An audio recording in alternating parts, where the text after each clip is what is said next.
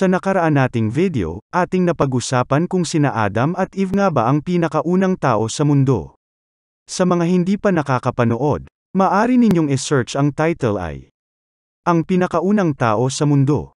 Ngayon ay pag-uusapan natin ang ating unang magulang, ang tunay at makasaysayang tao. Ano kaya ang kanilang itsura? Sa maniwala kayo sa hindi, ang science and scientific field of genetics ay sinagot ang mga ito. Ang Biblia ay talaga namang pinanghahawakan na ang mga kasalukuyang mainstream ideas ngayon, ay talagang sumasalungat dito. Isa na nga rito na ang lahi ng tao ay nagmula lamang sa isang lalaki at isang babae. Maraming mga nagdududa rito, marahil, kasama na ang mga nagsasabi na sila ay Kristiyano, ngunit pinagtatawanan nila ito, at sa kanilang isipan ito ay imposible. Sa simula pa lang ang Biblia ay gumawa ng lubos, at makabuluhang mga salita, o impormasyon, o mga pangyayari, at ito ay totoo, subalit, madalas na kinokontra, o kinukutya ng mundong ngayon. Halimbawa na lamang nito ang evolution na kinokonsidera nila na ito ang totoo. Ang evolution ideas, ay salungat sa evolution na sinasabi ng Biblia, na ang lahat ng lahi ng tao ay galing sa isang lalaki, at isang babae, na parehong nilikha ng Diyos na espesyal. At dahil sa ang lahat ng tao ay galing sa iisang dugo, nangangahulugan lamang ito na walang mga lahi, o races, walang Caucasian, walang Asian, walang black etc., kundi iisang race lang, ito ang human race. Dahil sa evolutionary philosophy, sina Adam at Eve ay isa lang na mythological, kahit na ang ibang Kristiyano ay ganun din ang tingin, para sa kanila, sina Adam at Eve, na pinagmula ng lahi ng tao ay isa lamang kwentong kutsero, haka-haka, o imahinasyon. Sinasabi nila na ito ay napaka-imposible, na ang buong lahi ng tao ay nagmula sa dalawang tao lamang. Ngunit ang conclusion ay direktang maling resulta ng pagpapalagay sa evolutionary. Ang pagpapalagay ng evolutionist at ng Biblia, ay nagkaroon ng magkaibang larawan tungkol dito. Ang mga evolutionist ay hindi naniniwala na ang tao ay galing sa dalawang tao lamang. Ang kanilang dahilan ay dahil sa maraming races daw ang tao. May puti, may itim, o kayumanggi. Ang creation science naman ay kanila itong pinatunayan, na ang lahi ng tao ay galing sa dalawang tao lamang. Ito ang mga scientist na kung saan, pinag-aaralan nila ang mga nakasulat sa Biblia sa pamamagitan ng pagsaliksik sa mga creation ng Diyos. Sila ang mga scientist na pinapatutuhanan na mayroong Diyos. Taliwas ito sa ibang mga scientist na hindi naniniwala na mayroong makapangyarihang Diyos, na siyang may gawa ng lahat ng bagay dito sa mundo, kasama na ang mga tao. Bukod sa ang creation scientists ay may alam sa Biblia, mayroon din silang knowledge pagdating sa genetics. At dahil dito maaaring may alam din sila sa kung anong itsura nina Adam at Eve. Halimbawa na lamang nito, dahil sa ang mga tao ay nagmula lamang sa dalawang tao, ang kanilang gene, o gene pool, ay mayroong impormasyon kung bakit nagkaroon ng pagkakaiba-iba ang mga tao, na siyang nakikita natin ngayon. Ang katotohanan ito ay nag-set ng genetics boundaries sa kanilang itsura.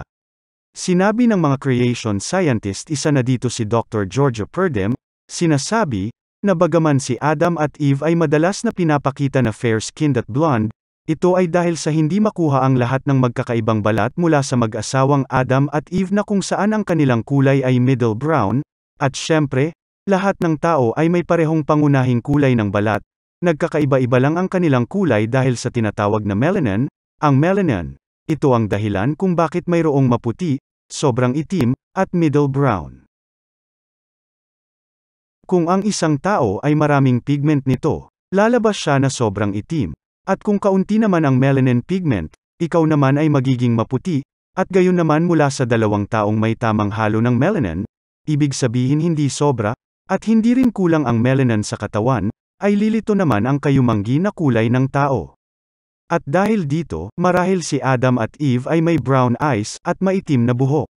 Dahil sa genetics, or gene, na-verify natin, o nakumpirma natin, na ang ating unang magulang ay nag-exist, at hindi sila haka-haka, o myth na pinapalagay ng iba.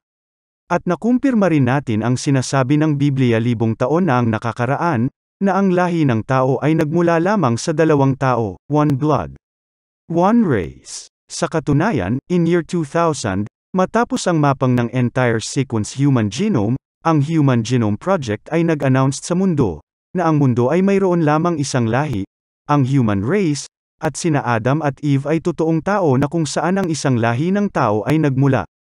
Ngayon, ay hindi lamang ang Biblia, ang history, ngunit maging ang science, ay sinusuportahan na ang salita sa Biblia ay totoo. Isa pa sa pagtutuunan natin ng pansin ay ang sinasabi ng karamihan, na mayroong kontradiksyon sa Genesis chapter 1, at sa Genesis chapter 2. Sinasabi nila, na magkaibang account ang Genesis 1, at Genesis chapter 2. Maraming lumalabas na mga kontrobersya sa chapter na ito, at ang Biblia ay may kaugaliang maglabas ng pinakamaganda, at pinakapangit sa tao, dahil ito ay nagbibigay sa atin ng aral sa ating moralidad, ngunit marami pa rin sa tao ang nagsasabi na ang Biblia ay naglalaman ng mga mythology, at mga kontradiksyon, at isa na nga sa nakikitaan nila ay ang Genesis chapter 1 and 2, at ito ang isa pa sa bibigyan natin ng linaw ngayon. Mayroong ibang estilo ng pagsulat ang ginamit sa Genesis chapter 1 and chapter 2, at gumawa ito ng magandang paliwanag sa pagkaiba-iba ng estilong ito. Makikita natin mula pa noon, at paulit-ulit na paratang na sinasabi na ang creation account, ang Genesis chapter 1 at 2, ay isinulat ng dalawang magkaibang may akda sa magkaibang panahon. Karaniwang makikita ang Genesis chapter 2 bilang isang mas lumang account. Ang paksa at ang ginamit na wika sa mga chapters ang siyang ibinigay bilang katibayan nito. At ang ideyang ito na ibinigay ay naimpluwensyahan ng documentary hypothesis, isa ito sa mga ginagamit ng mga biblical scholars para ipaliwanag ang origins and composition ng Torah, the first 5 books, ang Genesis, Exodus, Leviticus, Numbers, at Deuteronomy. Ito ang ginamit ng mga Bible scholars sa kung paano ang Old Testament ay isang gradual na proseso ng pagsusulat. Ito ang isa sa madalas na nakikitang mali ng mga modernong mambabasa ng Genesis ngayon. Ating isipin, na ang Genesis ay isang ancient book, at bilang isang sinaunang aklat na nakasulat sa isang sinaunang kultura, at para sa mga sinaunang audience, kailangang gumamit ng ibang estilo na hindi ginagamit sa panahon natin ngayon. Ito ang ginawa sa kaso ng Genesis chapter 1 at 2, na kaysa maging dalawang magkahiwalay ang pangyayari, at nagkokontrahan ang chapter 1 and 2, ang Genesis ay isinulat sa isang sinaunang estilo ng pagsusulat na tinatawag na recapitulation. Ang estilong ito ay isang pagbubuod o pagsa-summarize ng pangkalahatang account o ng isang bagay. Ipinapaliwanag nito o hina-highlight nito ang mga portion o mga importanteng punto sa isang kwento o bagay, at ito ang eksaktong nakikita natin sa Genesis chapter 1 at Genesis chapter 2. Ang Genesis chapter 1 ay nagbubuod o nagsa-summarize ng paglikha ng langit at ng lupa, at pagdating sa Genesis chapter 2, ay nakafocus naman ito sa paglikha ng sangkatauhan at sa iba pang detalye nito. Ito ang purpose at estilo ng pagsulat na ginamit ng may akda tungkol sa mga bagong salitang ginamit sa Genesis chapter 2 at hindi ginamit sa Genesis chapter 1.